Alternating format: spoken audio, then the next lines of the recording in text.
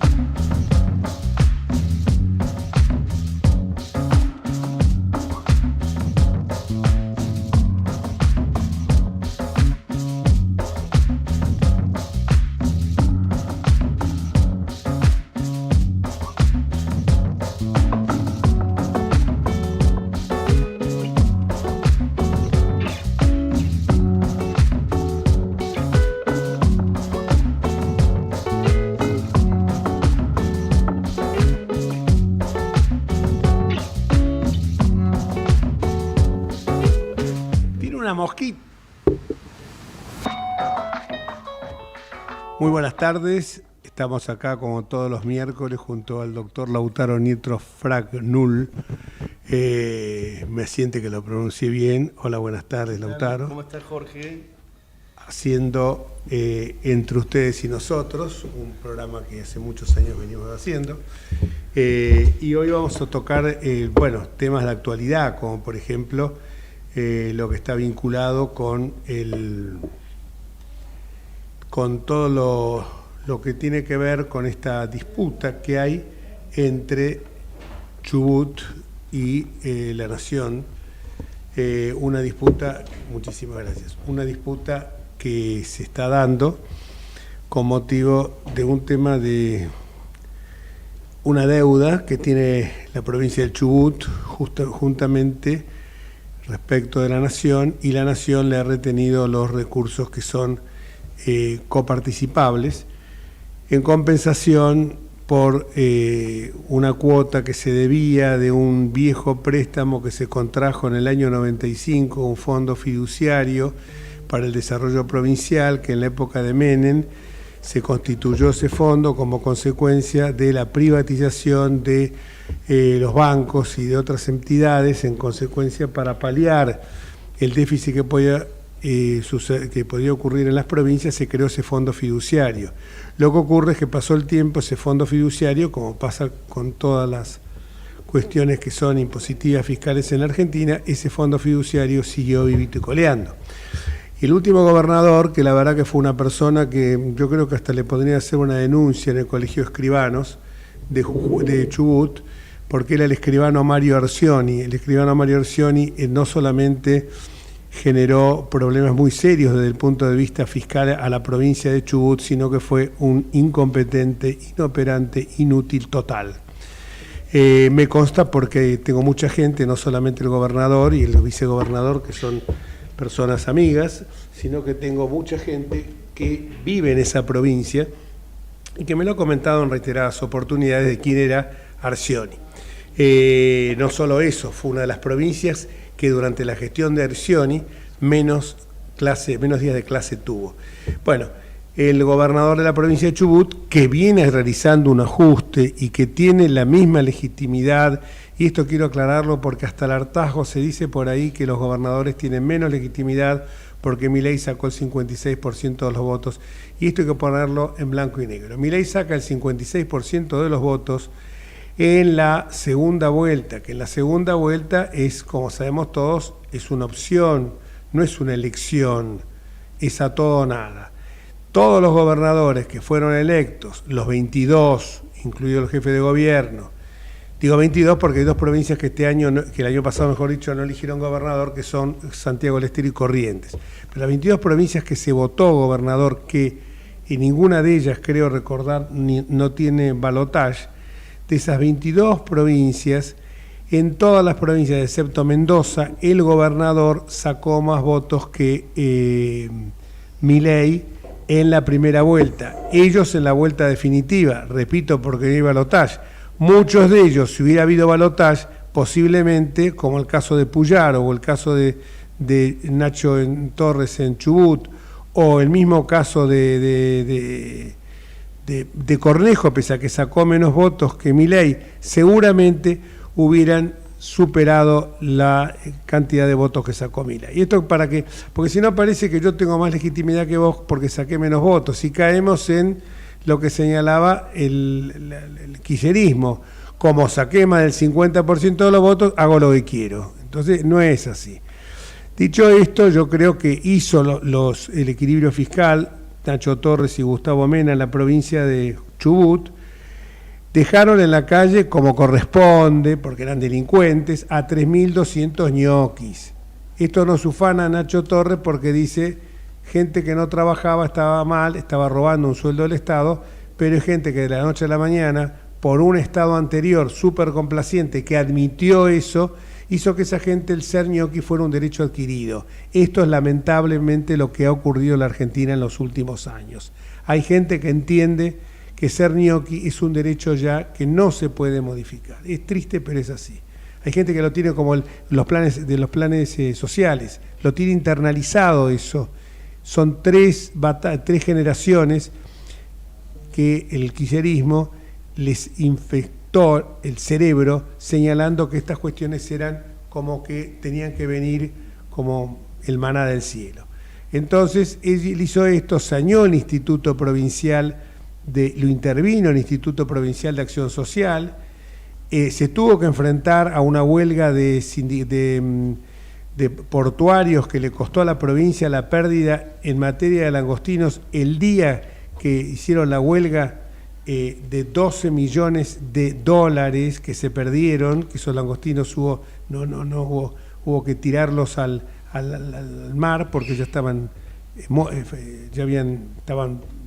estado de putrefacción porque los estibadores se habían hecho esa huelga. Se hicieron perder 12 millones de dólares. O sea que no se le puede acusar, y tampoco se le puede acusar de decir que está haciéndole el juego al kirchnerismo cuando recordemos que la señora Cristina Elizabeth Fernández lo acusó de ser uno de los que financió a la banda de esos marginales llamados copitos que tenían como propósito, según Cristina, nunca se demostró esto, asesinarla. Entonces yo creo que, me parece que, porque si no estamos transformando un país en blanco y negro. Dicho esto, yo entiendo que hay excelentes medidas que tomó este gobierno, y ahora le voy a decir que me acompañe en estos razonamientos que estamos haciendo a Lautaro. Dicho esto, hay excelentes medidas. Por ejemplo, ha eliminado cientos de desregulaciones que le entorpecían la vida al ciudadano. Ahora me pongo yo, porque las cosas no son blancas o negras. A mí me pasa en las redes sociales que cuando hablo bien del kirchnerismo, del mileísmo, saltan del otro lado y me dicen, te volviste mileísta, no está más en el PRO. Y cuando hablo en contra o digo algo que no me gusta con espíritu crítico, pensamiento crítico, pero constructivo, enseguida me dicen, te hiciste kirchnerista, te diste vuelta. Entonces, lamentablemente uno tiene que caminar por un desfiladero. Lo que voy a decir ahora es en beneficio porque ha hecho cosas muy buenas este gobierno. Por ejemplo, la eliminación de regulaciones que le complicaban la vida a la gente. La IGJ que anda espectacularmente bien.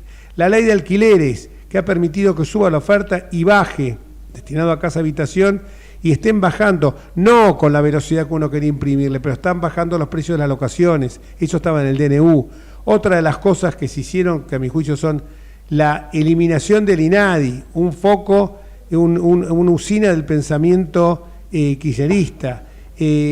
El tema de que eliminemos la pelotudez, y lo voy a decir con este término, de la letra E, de la letra arroba o de la letra X, el lenguaje inclusivo que no se entiende un pito. De esto yo tengo un proyecto que presenté hace 2 años y ahí me hubiera gustado que con la misma vehemencia que hoy algunos diputados están hablando, en aquel momento me hubieran acompañado. En aquel momento lo hice en soledad y tuve solamente algún acompañamiento por algún constitucionalista como quien va a estar después, Alberto Garay, Osvaldo Pérez San Martino también, pero no mucho más, y Félix Lonigro, no mucho más que eso. Entonces, esto me parece que también está muy bien que el Instituto de Cinematografía vuelva a lo que fue en la época cuando se fundó, en la época de Manuel Antina, ya por los 80, donde no tenía una estructura fantásica tremenda como la que tuvo después, que fue nido y reservorio de meter ñoquis kirchneristas, porque esto también hay que decirlo. El kirchnerismo inundó de ñoquis toda la administración pública nacional,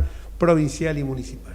Entonces estas cosas que están bien, como por ejemplo que se elimine el tema de que los diputados, yo no lo hice nunca, pero sé que algunos los han hecho, muchos, cambiar los puntos por millas, y los puntos que son de los pasajes oficiales, pero que están nominados al diputado, perdón, no es diputado solamente, porque acá siempre agarramos con los diputados y son diputados, senadores, funcionarios nacionales de toda índole, porque siempre se pone la lupa en el Congreso. El Congreso tiene una lupa gigantesca, pero me gustaría que pusieran mucha lupa en otros organismos. Ahora se ha puesto en lo que pasó en el ANSES con el defalco de 20.000 millones de pesos de contratación directa de seguros, un disparate. Bueno, me parece que todas esas medidas que está tomando Javier Milei son excelentes, pero eso no impide que se esté siempre en el fleje, como digo yo, de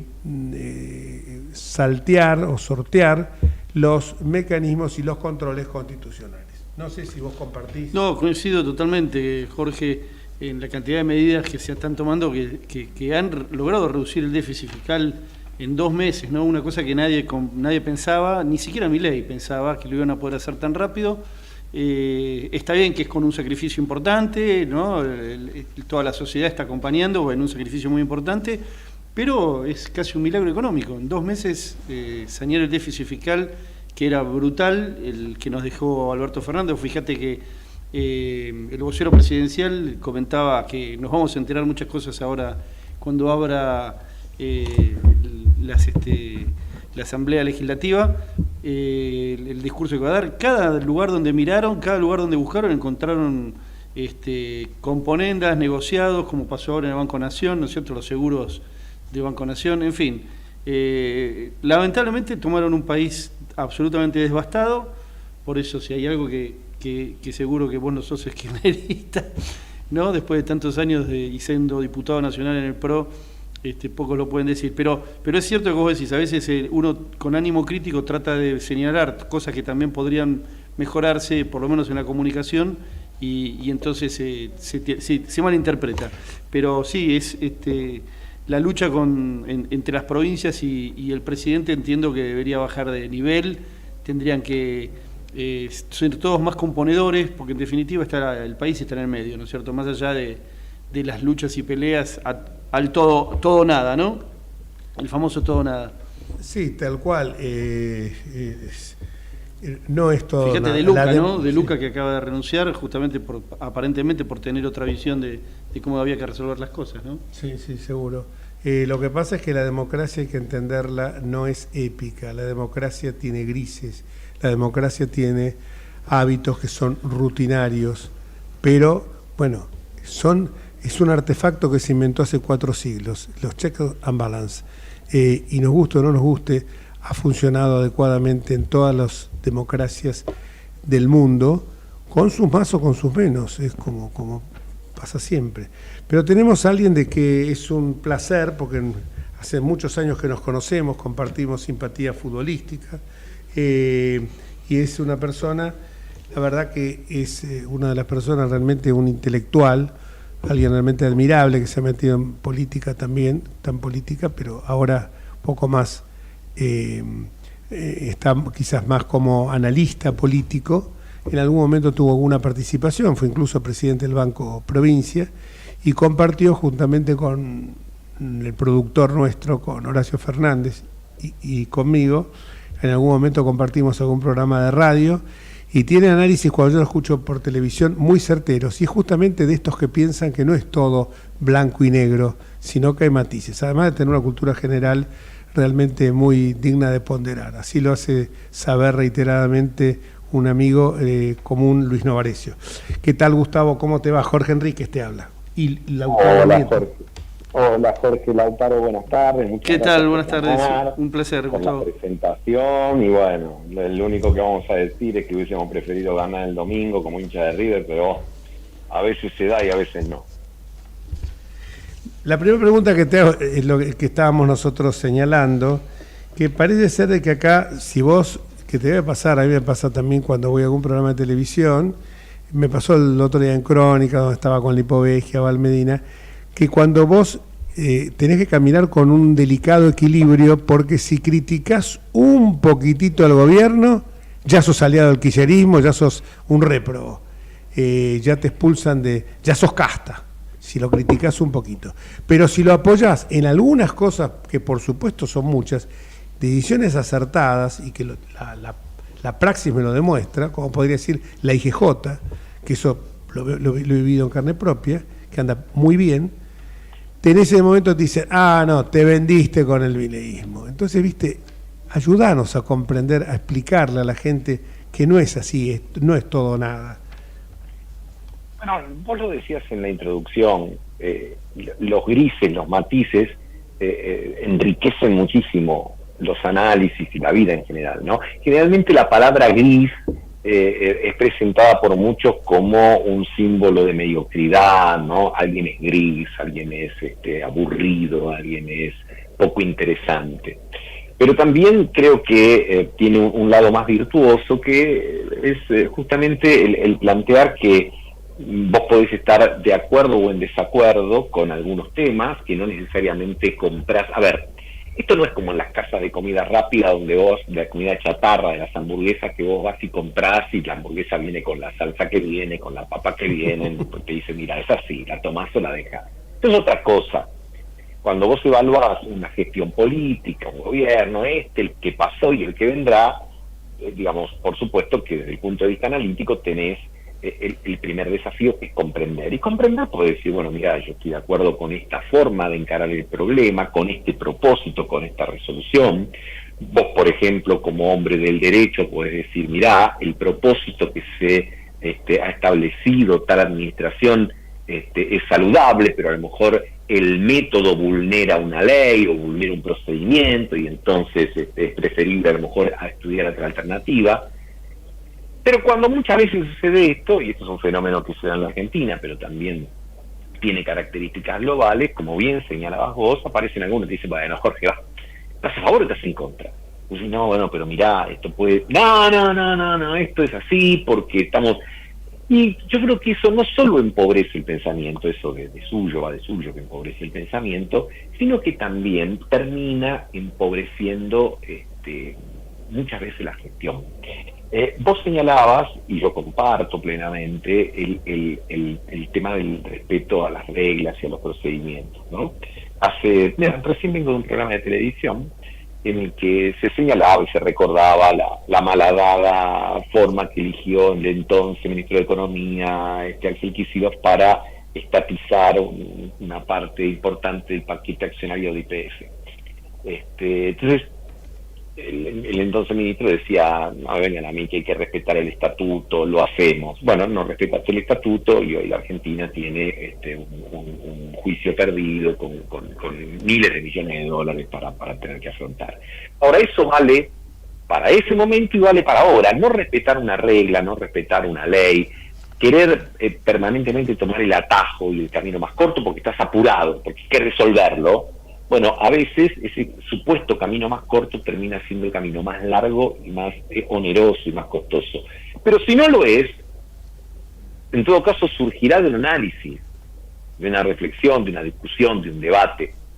Y yo creo que los argentinos, que estamos tan preocupados por nuestro fracaso en el ámbito económico, me refiero, ¿no? Con este país que tiene altos niveles de inflación y de pobreza y de falta de crecimiento. Bueno, tendremos que ver en cuáles mecanismos que exceden los económicos es que reside todo eso. Y yo creo que el tema del no respeto a las reglas tiene mucho que ver, ¿no?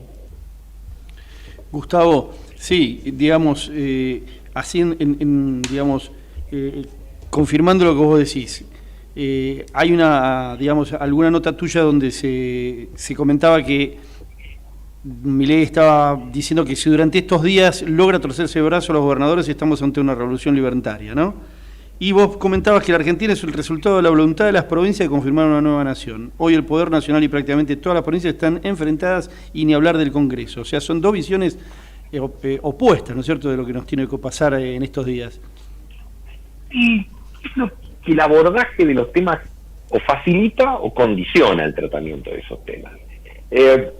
Acá se estableció una polémica, ¿no? La nación, las provincias, y acá tenemos también las consecuencias de patear la pelota afuera. Cuando se reformó la Constitución en el 94, había que resolver, entre otros temas, un tema muy importante, que era el tema de la coparticipación federal. Y los constituyentes medio que tiraron la pelota afuera y un poquito, si se me permite el tema, lo hicieron trampa. Porque dijeron, bueno, esto hubo una cláusula transitoria de la Constitución del 94 que decía, bueno, hay 2 años para que el Congreso sancione una ley convenio, es decir, una ley que tiene que tener la unanimidad de las 24 legislaturas del país, con lo cual estaba diciendo, no lo resolvemos nosotros y no lo va a resolver nadie, porque es más difícil sancionar una ley de coparticipación que reformar la Constitución Nacional, lo cual es como extraño, ¿no? Y vos dirás, bueno, pero ¿por qué es importante el tema de la coparticipación federal y por qué lo traigo a colación de este tema de gobernadores y la discusión ahora con el presidente? Porque tiene todo que ver. Es decir, la coparticipación federal es el punto de partida en el cual se establece qué funciones tiene la nación, cuál es la provincia, cuál es el municipio, pero sobre todo los recursos, cómo se recauda y cómo se distribuye. Como eso quedó anquilosado y fue poniéndose parches, y hoy vos, esto no fue su programa de radio, fue su programa de televisión, y queremos mostrar el cuadro de la coparticipación federal, nadie entendería nada.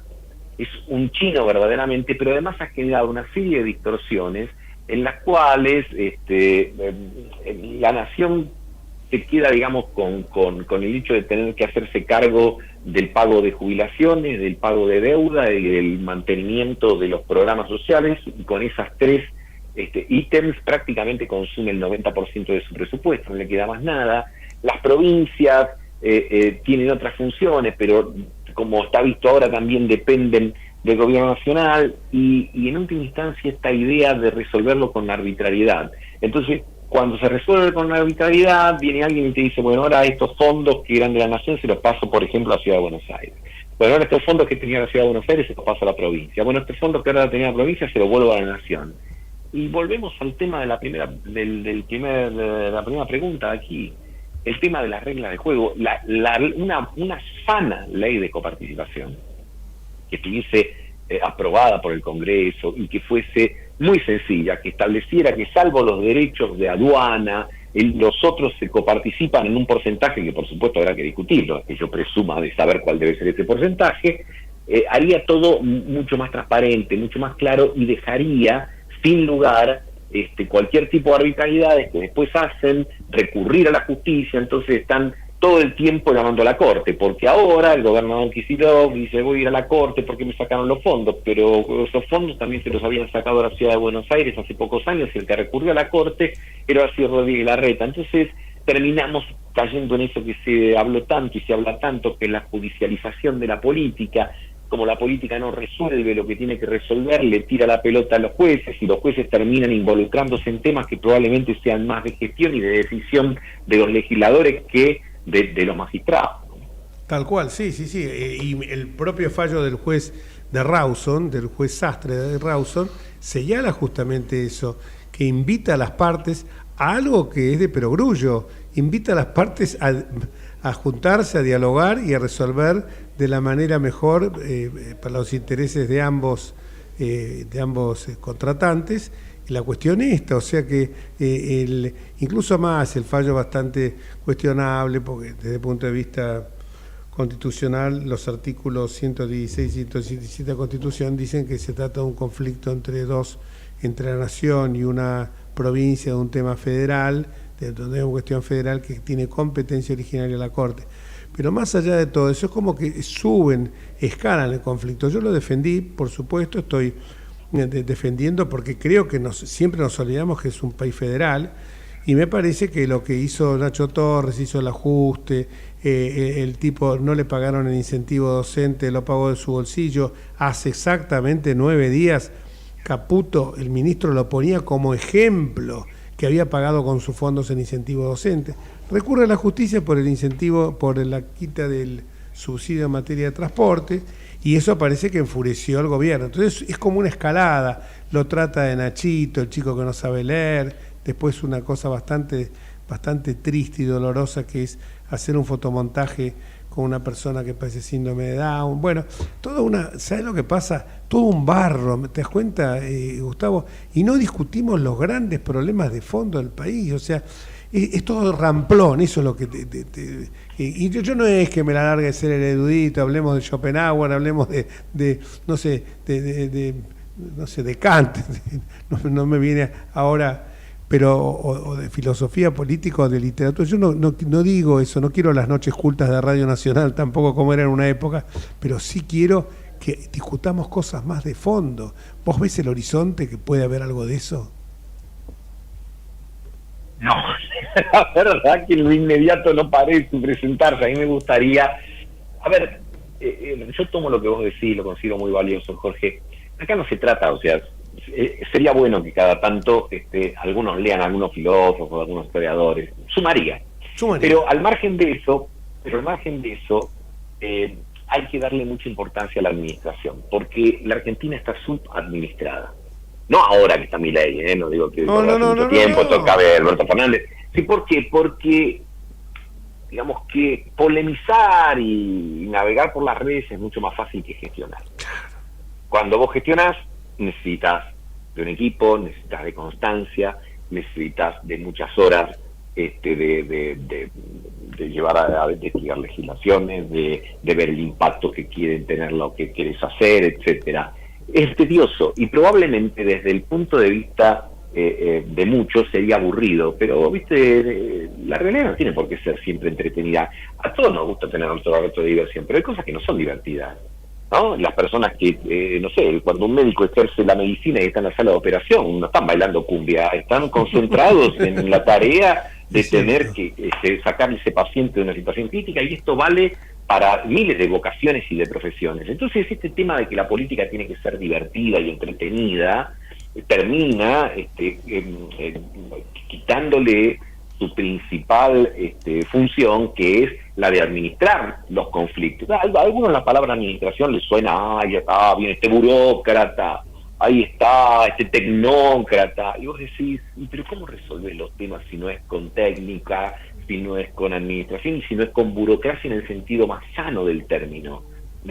Entonces creo que esta desaprensión que hemos desarrollado por las cuestiones específicas, concretas, porque claro, es mucho más fácil anunciar una gran obra que después involucrarte en cómo se hace.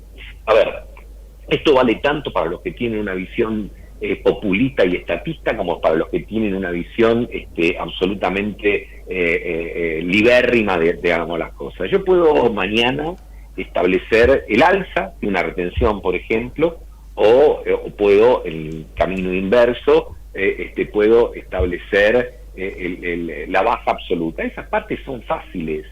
Vos estableces algo y después automáticamente ingresa el dinero en más o menos cantidad. Ahora, el punto es administrar digamos, el fruto de esa medida, administrarlo bien, porque vos podés encontrarte con una enorme cantidad de recaudación y malgastarla y llenar los espacios públicos de un montón de gente que no termina haciendo nada, o vos podés, por otro lado, eliminar regulaciones que había que eliminar y eliminar regulaciones que no había que eliminar, y ahí te generás una serie de inconvenientes. Pero para eso, previamente, tenés que tener una serie de análisis, de estudios, de análisis de impacto de lo que vas a hacer, y por supuesto que esas cosas conllevan mucho tiempo, mucho estudio, mucha dedicación, y que probablemente no sean muy divertidas, que a lo mejor es cierto, no las vamos a poder tratar en un streaming, en un TikTok, porque viste conllevan un grado de dificultad y de imposibilidad de simplificar al extremo, pero requiere que alguien lo haga. Algunos me dirán, no, pero la política es igual en todos lados. En Estados Unidos también se hace política con redes y con shows, sí, pero tienen una estructura de funcionamiento, tanto en el orden público como en el orden privado, donde realmente las cuestiones intermedias existen, son eficaces, son eficientes, y en todo caso los de arriba saben que descansan sobre cuestiones que realmente están muy bien aceitadas, que no es el caso nuestro. Entonces, cada presidente le imprime o le quiere imprimir a su gestión un estilo, y sus funcionarios terminan imitando el estilo del presidente de turno, y ninguno dedicado, muy poco, vamos a decir así para no exagerar, y muy poco dedicado realmente a la cuestión específica. Por eso sucede que después se recae siempre en las 4 o 5 personas que saben de algo, porque vos te encontrás con que en materia de presupuesto en la Argentina ahí no hay 1000 tipos que saben, hay 4 o 5. Seguro. Y lo propio en política sanitaria, y lo propio no sé, en política industrial, etcétera. Entonces, yo creo que hay que ampliar ese universo de dirigentes, de funcionarios que tengan experiencia, dedicación, capacidad de administrar, porque tenés que hacerte cargo de una estructura que a lo mejor requiere de 4.000 cargos críticos, y bueno, lo tenés que ocupar con gente que tampoco pudiera hacer ahí una pasantía, porque cada día, cada semana y cada mes que se pierde, ese aprendizaje es a expensas de demoras en la resolución de los problemas concretos y específicos del ciudadano común. Seguro, lamentablemente esas escuelas de dirigentes en muchos casos son simplemente centros de adoctrinamiento, porque responden a distintas fuerzas políticas, y no hay como, por ejemplo, en Francia, un instituto de administración pública donde vos te compenetrás en todo lo que es la gestión de la cosa pública. Acá parecería que, viste, Alfonsín lo había implementado, ¿te acordás? Alfonsín Hubo lo 2 camadas de administradores públicos sí, recibidos. pero tampoco fue una cosa muy exitosa. 2 años. 2 años, sí, pero venía muy teñida también con lo que era la impronta ideológica del gobierno. Me parece que uno esto lo tiene que como separar. A mí cuando me tocó ser presidente de la legislatura porteña, y no lo digo por ser autorreferencial, durante el año y medio que estuve, y bueno, sin ningún talento especial, ahorré $3 millones, que algún día te contaré la historia, pero personalmente, de algunos amigos de que se enfurecieron, amigos no, se enfurecieron cuando se enteraron de esto, porque no se había hecho un reparto de otras características, por ejemplo, con el tema de nombrar gente indiscriminadamente, con las consecuencias nefastas de eso. Pero bueno, son cosas que lo que vos decís. Sinceramente te digo que es un gusto, cada vez te lo digo, no tengo por qué adularte, pero cada vez que cuando estoy en la oficina veo en la pantalla muda, veo que apareces vos, le pongo el audio, porque realmente ayudás a pensar, y te agradezco esta tarde porque me despertaste muchos temas que tendría para hablar, qué sé yo, del pensamiento crítico, tantas cosas que en otro momento las vamos a seguir charlando, porque es un gusto. Hay pocas veces que uno puede encontrar una persona que te ayude a pensar, ¿me entendés? Que te salga de la mediocridad ambiente que uno ve que pulula tanto. Así que te vamos a seguir molestando, Gustavo. No, ninguna molestia. No tenemos el rating que tienen los programas a los que vos vas, pero bueno, lo tenés Horacio Fernández y a mí, que te conocimos de niños. No, por favor, es un gusto, y no todo es rating, no todo es cantidad. Ya sé. La calidad es muy importante, y todo lo que tiene que ver con el afecto y el espacio amable para poder conversar, que vos sabés generar también. Así que muchas gracias, el agradecido realmente soy yo. Gracias, Gustavo, a vos. Fuerte abrazo para ambos. Gracias, Gustavo. Y bueno, seguimos. Lástima no sé que es de River, ¿no? Yo que soy de Boca. Sí, vos sos de Boca. Es cierto, Sí. yo toqué el tema. Pará, ¿qué pasa? ¿Están haciendo papiros? ¿Cómo es? ¿Eso que son sombras chinescas? Una pausa.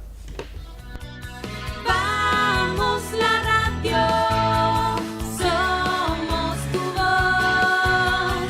Vamos con Eco, siempre la verdad y la mejor información. El mejor gimnasio te espera. Elegí las clases que quieras. En Unfit vamos a cuidarte. En Unfit venimos a encontrarte.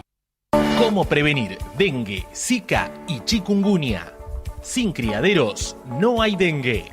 Limpia tu patio de objetos que acumulen agua. Elimina agua estancada de recipientes. Reemplaza con tierra o arena el agua de tus flores. Tapá los tanques de agua y cisternas. Tirá y perforá llantas para que no acumulen agua. Limpiá floreros y bebederos. Recordá, sin criaderos no hay dengue. Intendencia Menéndez. Informate en ecomedios.com. Seguinos en Facebook, Ecomedios Live.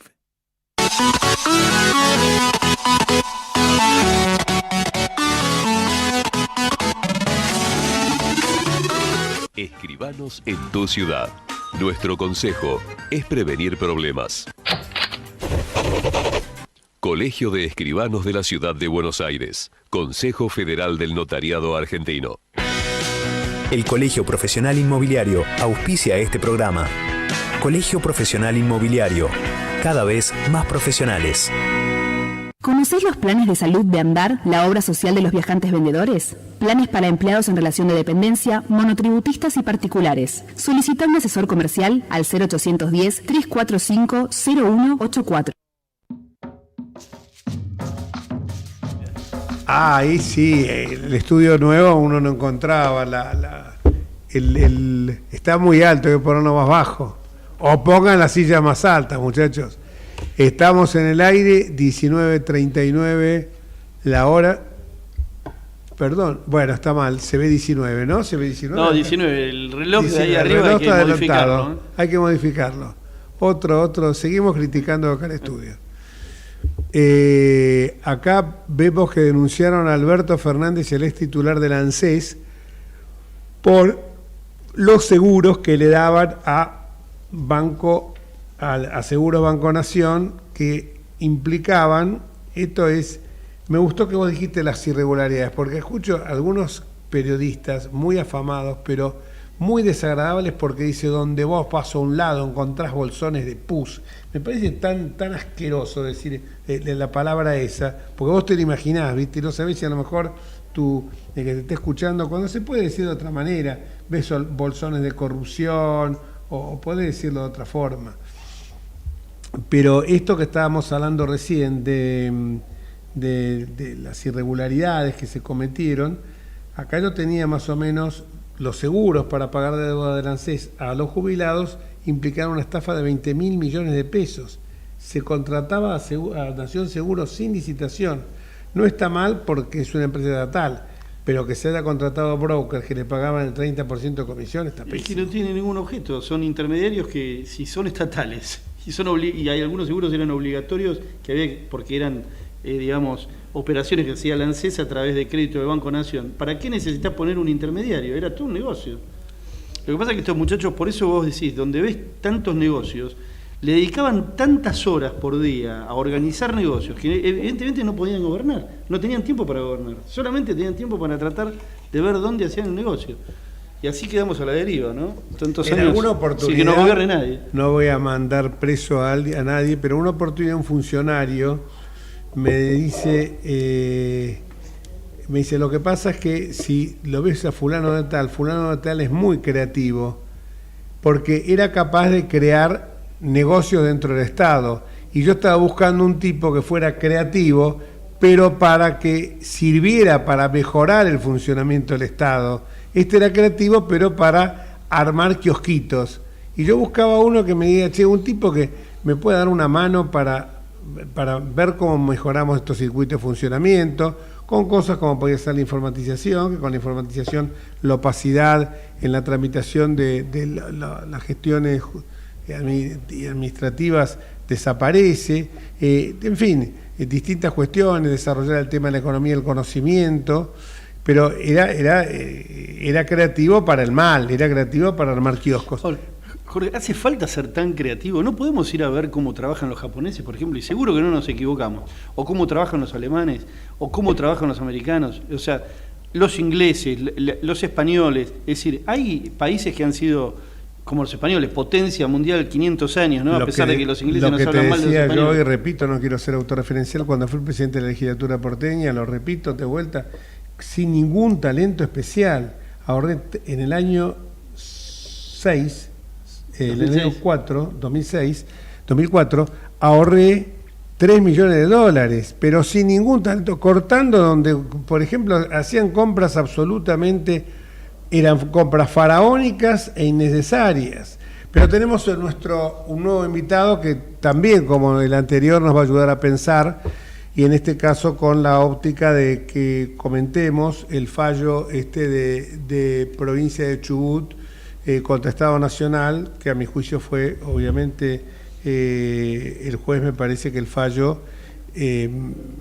juez era absolutamente incompetente, por la competencia originaria que en este caso tiene por el 116 y 117, creo, la Constitución Nacional, tiene la Corte Suprema. Pero vamos a hablar sobre esto, las medidas autosatisfactivas y algunos otros temas más con el presidente del Colegio Público de Abogados, del Colegio de Abogados de la Ciudad de Buenos Aires, que es el doctor Alberto Garay, un destacado constitucionalista, creo que uno de las mentes más claras en materia jurídica.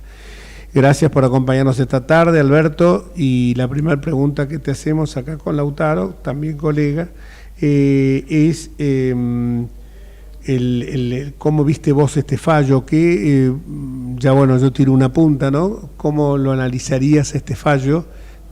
Más allá de las connotaciones políticas que ya hemos hablado y podemos hablar de vuelta, pero me parece que cómo lo ves este fallo, y sobre todo vinculado con el tema de la coparticipación, ¿no? Bueno, gracias por la presentación, Jorge. El fallo es un fallo un poco hecho a medida, suena hecho a medida. Tiene varios aspectos controvertibles. Hacer lugar a una medida autosatisfactiva, que es una medida que ha creado la jurisprudencia en general, pero que no tiene recepción legal. Sirve para eludir la competencia originaria, porque la medida autosatisfactiva, una vez que se resuelve, se agota, con lo cual la gran diferencia que tiene con una medida cautelar previa es que en la medida cautelar previa el juez puede, aún siendo incompetente, decretar una medida cautelar, pero automáticamente tiene que enviársela al juez competente. En la autosatisfactiva, como no está regulado en ningún lado, se dicta la medida y se agota el juicio. Solo quedaría una apelación a Cámara. Pero siendo una medida autosatisfactiva, en realidad uno tendría que ser, por un problema de competencia, ir a Corte, pero Corte no tendría instancia apelada, tendría que tener instancia originaria, con lo cual seguramente podría hasta decretar la nulidad de la decisión. ¿Por qué? Porque es una decisión adoptada sin competencia para poder hacerlo. Al estar involucrado la provincia, la nación y la materia, ser una materia netamente federal, no es una materia local como se dice en la sentencia, bueno, es competente la Corte en jurisdicción originaria, tanto por la materia en debate cuanto por las personas que están en el juicio. Con lo cual, realmente tolerar esta decisión, bueno, yo creo que es algo que no resiste el menor análisis, francamente. ¿Le queda al gobierno nacional entonces la instancia al per saltum? Yo creo que tiene que irse urgentemente en per saltum pidiendo la nulidad de la decisión. Pidiendo, exactamente. El fallo además es el fallo, más allá de que en el tema político yo lo he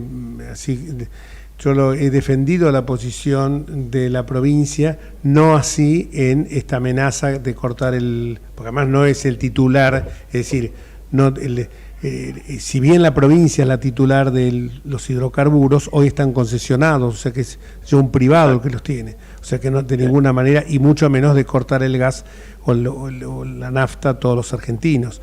Pero en otras cuestiones sí, porque yo con el tema de la refinanciación y todo lo demás creo que venía haciendo bien los deberes, Torres, los deberes en cuanto a equilibrio fiscal, me consta, había echado a 3.500 personas que no iban a trabajar en la administración, Pero claro, bueno, me parece que yo hablé con ambos y me parece que en eso también el vicegobernador, que es un constitucionalista, Gustavo Mena, señalaba lo mismo, que es algo que podía quedar simplemente en algo meramente declarativo. El tema es que siempre estamos utilizando a la justicia para dirimir los problemas que la política no puede resolver, con lo cual se ve que es incapaz en este sentido. Es así. Esto es algo que debió agotarse institucionalmente, y en definitiva opinar también es complejo, porque yo no tuve acceso, por ejemplo, al acuerdo entre nación y provincia cuando se otorga esa financiación. Entonces no me queda claro si el medio de pago era con dinero y en garantía se ofrecían las regalías, o si el medio de pago eran las regalías. Porque si las regalías eran garantía, obviamente el Poder Ejecutivo no podría por sí y ante sí apropiarse del monto de las regalías. Tendría que ir a una disputa previamente administrativa y después a una disputa judicial. No podría apropiarse de la garantía per se. Claro. Esto sería como, tomo un préstamo y doy en garantía mi hipoteca, no lo pago, entonces el banco se apropia de mi departamento que vive en hipoteca. No, tiene que ir a un juicio hipotecario. Claro, yo creo que acá lo que ocurre es que por lo que señala el 75, inciso segundo, no me acuerdo qué parágrafo era, como la transferencia de la coparticipación que le corresponde a cada provincia es, como se dice habitualmente, es por goteo, pero tiene que ser automático, o sea que no puede ser destinada a otro objeto. Ahí viene la queja, el reproche que tiene la provincia, porque además ya le había permitido dos veces antes, y acá es cuando se entremezcla el tema, si es porque un diputado se le fue del bloque a Nacho Torres. Sí, que decía Morales Solá hoy. Claro, no lo vi eso. Le quedó a Ana Clara Romero, que votó todo como votó todo el PRO, que me parece que era lo lógico, darle las herramientas dentro de lo razonable, y siempre y cuando no avasalle la Constitución. Exacto. Vos, por ejemplo, te voy a hacer una pregunta un poquitito. Vos no podés adivinar el pensamiento de la Corte, pero sabemos que yo te digo honestamente, cuando a mí me dicen que puede haber un avasallamiento, un desborde, que lo está viendo en algunos casos, así como creo que medidas que ha implementado Milei me parecen excelentes, tema del caso aerolíneas con la milla de funcionarios, tema ANSES, INADI, etcétera, los centros de acceso a la justicia, que eran sanas intenciones que trabajamos junto con Germán Garabano, pero que después se transformaron en centros de adoctrinamiento, negocios comerciales, hasta mesas de dinero. Bueno, pero lo que voy es lo siguiente: por suerte tenemos, a mi juicio, una Corte Suprema, mi visión, que es garantía y que lo demostró siempre, y la verdad con un estoicismo en muchos de sus integrantes cuando tuvieron que aguantar todo tipo de diatribas. Recuerdo la cara de Carlos Rosenkrantz cuando era atacado ferozmente por el presidente en el Congreso y se mostró inmutable, y eso no afectó su independencia de criterio. Puedo decir lo mismo de los otros miembros de la Corte. Tomé el caso de Rosenkrantz porque a lo mejor es el que más expresaba lo que uno sentía. Vos, ¿cómo pensás que la Corte este conflicto lo puede llegar a resolver? Yo creo que en este caso, el que estamos comentando de las regalías, insisto en que querría ver los términos del acuerdo. Claro. Me resulta difícil dar una opinión sin leer bien cómo era ese acuerdo.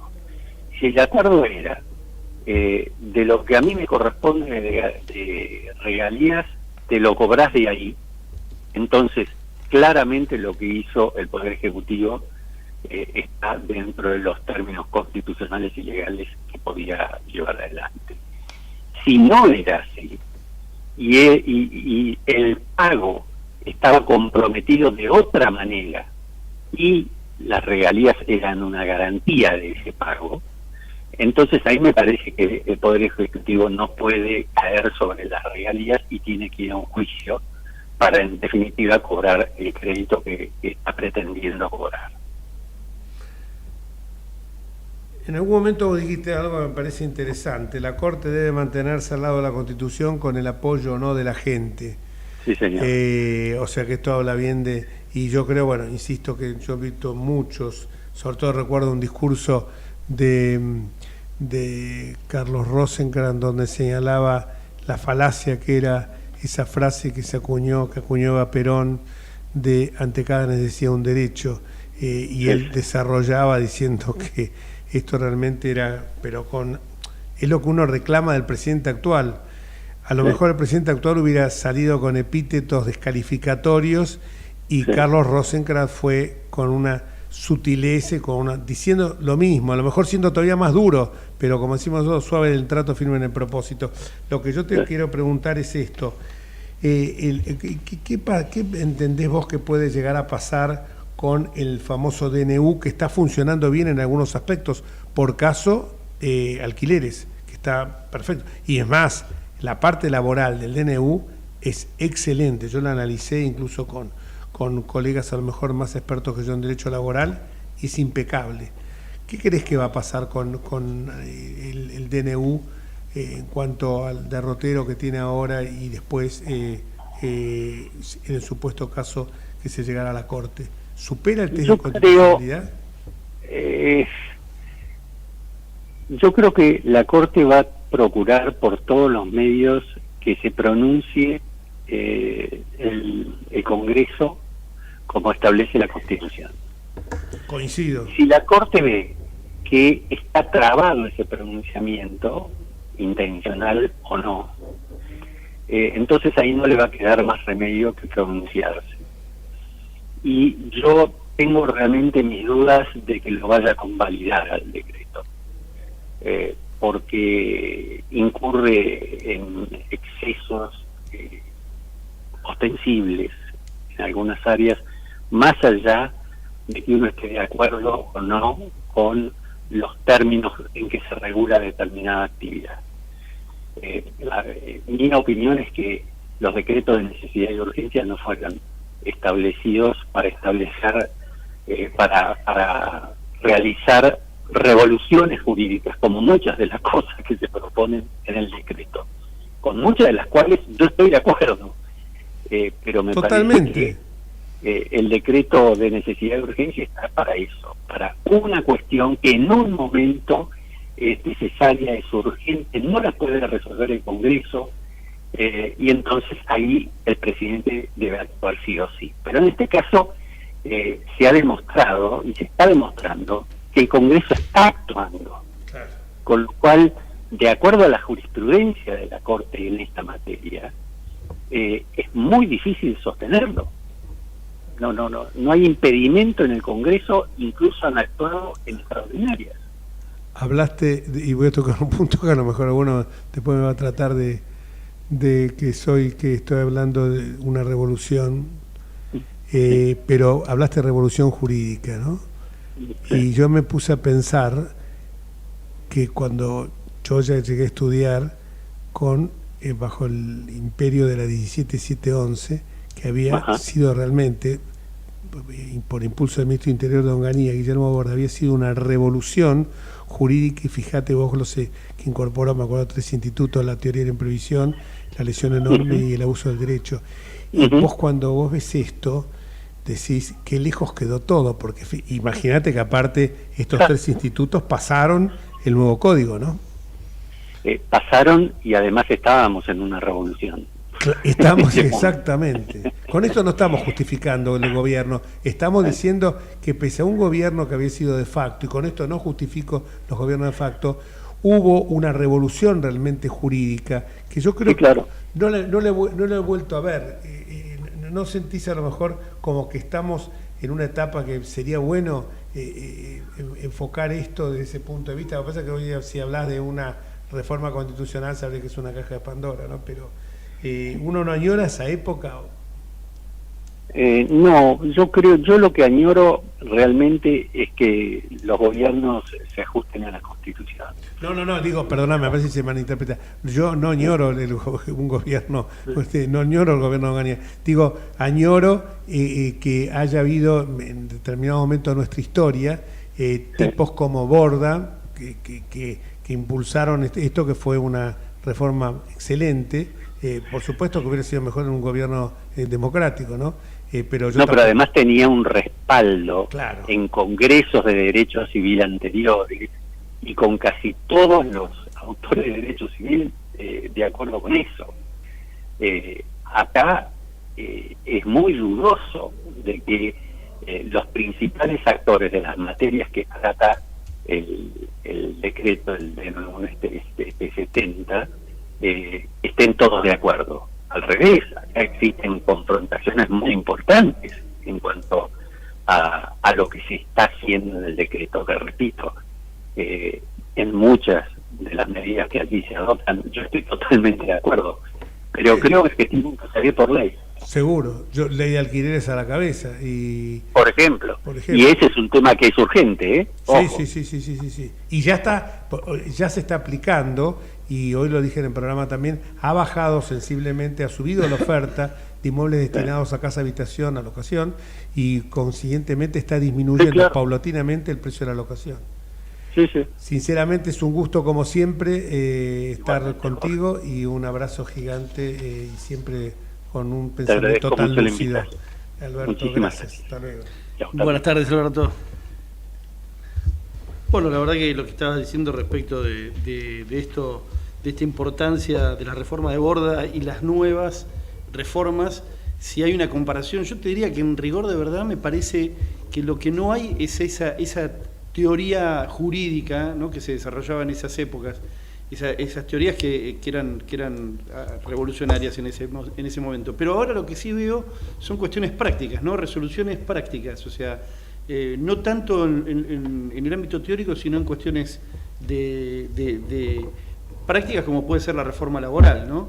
Claro. Que tiene más que ver con el análisis de la realidad, ¿no es cierto? Las indemnizaciones más las multas, etcétera, hacen que desaparezca el trabajo. Entonces, ¿de qué estamos hablando? El sindicalismo, ¿qué quiere proteger? Lo que no existe es imposible. Seguro. En la medida que uno pueda reformar leyes que producen inmediatamente la aparición de trabajo, bueno, estamos mejorando el trabajo, en rigor de verdad. Ojalá volvamos a tener esos monstruos, esos cráneos del cerebro como Guillermo Borda, y para que no se malinterprete, yo no digo que añoro un gobierno militar, añoro simplemente reformas que se impulsaron, como que pudieron haber sido en cualquier época, aún gobiernos peronistas o gobiernos radicales o lo que fuere, gobiernos como aquella ley 17711 de Borda, como ahora decimos también la ley de alquileres. La ley de alquileres esta, que se ha implementado a partir de que el DN1 ha sido atacado en ese artículo primero que habla del tema locativo, es volver a la ley 23091 de Alfonsín, que fue perfecta. Nos vamos hasta el próximo martes, si Dios quiere. Chau.